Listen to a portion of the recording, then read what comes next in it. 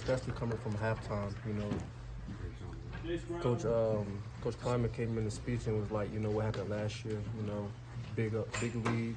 You know, they came back. And the emphasis was just to keep pushing and just to keep putting a step on the metal, man. You know, not letting up. And, you know, came out here and shut them out on 3 points and, you know, had a good victory. So it was definitely a good one. They wanted revenge. So, Treshaun, you guys have 400-plus yards in the first half. Is that just how you drew it up as perfectly as it could? Man, it's preparation. Preparation and how we went throughout the week.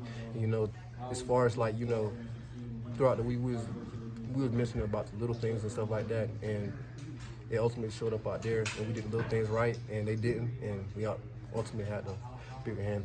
The backs in the passing game, is that something you guys kind of thought going in would be a big weapon? Oh, definitely. You know, we had watched film, and, you know, they didn't really cover the backs pretty well. They kind of leave them, and it was some plays that we had out there just for that.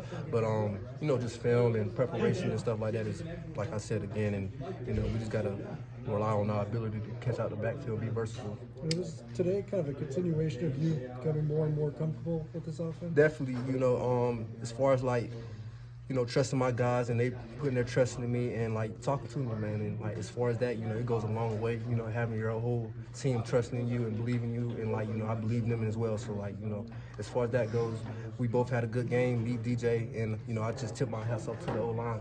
Make it pretty unpredictable for them that you had two different quarterbacks out there. Mm-hmm.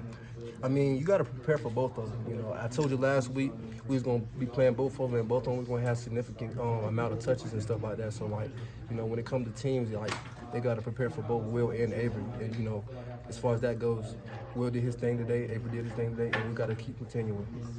How big of an impact can Jace Brown have on this team? Man, well, as first, you know, I already seen it throughout fall camp, you know, throughout spring and stuff. You know, he showed some glimpses and stuff, and, you know, it was just more of him just growing up, knowing the playbook and getting in that film room and, you know, having a breakout game like he did today, man. It was good to see. And, like, you know, the connection with Avery and Jay is going to be something coming years now, so be prepared for it. Treshaun, you're a Florida guy too.